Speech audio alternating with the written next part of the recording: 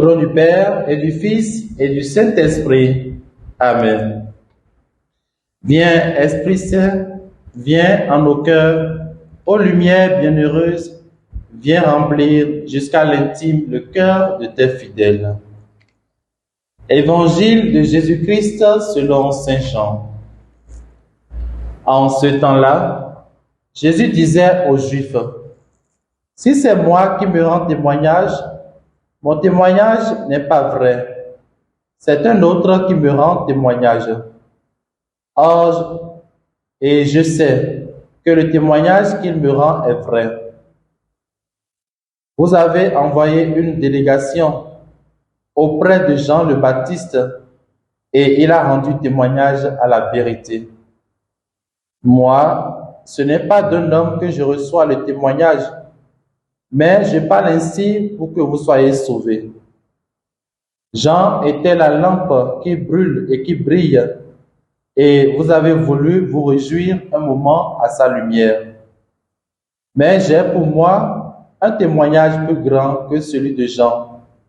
Ce sont les œuvres que le Père m'a donné d'accomplir. Les œuvres même que je fais témoignent que le Père m'a envoyé. Et le Père qui m'a envoyé, lui m'a rendu témoignage.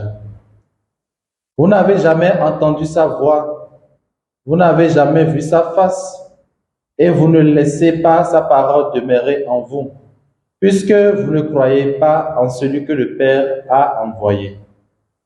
Vous scrutez les Écritures parce que vous pensez y trouver la vie éternelle. Or, ce sont les Écritures qui me rendent témoignage. Et vous ne voulez pas venir à moi pour avoir la vie. La gloire, je ne la reçois pas des hommes.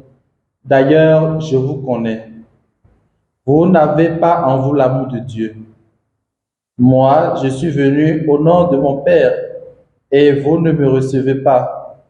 Qu'un autre vienne en son propre nom, celui-là, vous le recevrez. Comment pourriez-vous croire, vous qui recevez votre gloire les uns des autres et qui ne cherchez pas la gloire qui vient du Dieu unique? Ne pensez pas que c'est moi qui vous accuserai devant le Père. Votre accusateur, c'est Moïse, en qui vous avez mis votre espérance. Si vous croyez Moïse, vous me croiriez aussi, car c'est à mon sujet qu'il a écrit. Mais si vous ne croyez pas ces écrits, comment croiriez-vous mes paroles? Acclamons la parole du Seigneur. Louange à toi, Seigneur Jésus. Bien-aimés dans le Seigneur, nous sommes aujourd'hui le jeudi 24 mars 2024 et nous faisons monter vers le Seigneur notre action de grâce pour le don de la vie. Nous faisons mémoire ce matin de Sainte Mathilde. Jésus fait un véritable réquisitoire contre les Juifs ce matin qui contestent son identité et son autorité. À son époque, pour qu'un témoignage soit vrai, il faut au moins 2 témoins. Mais Jésus en cite plus que 2. Il a cité Jean-Baptiste et Moïse qui ont rendu témoignage en faveur de son identité et de sa mission divine. À côté de cela, il parle des œuvres que le Père lui a permis d'accomplir pour rendre crédible sa parole. Il évoque enfin les Écritures, parole vivante de Dieu le Père. C'est en elles que se trouve le vrai témoignage, le témoignage indiscutable. Appelons-nous de la voix de son Père au baptême et à la transfiguration. Celui-ci est mon Fils bien-aimé, écoutez-le. Ici la voix du Père qui recommande la voix de son Fils. En l'écoutant, nous aurons la vie éternelle.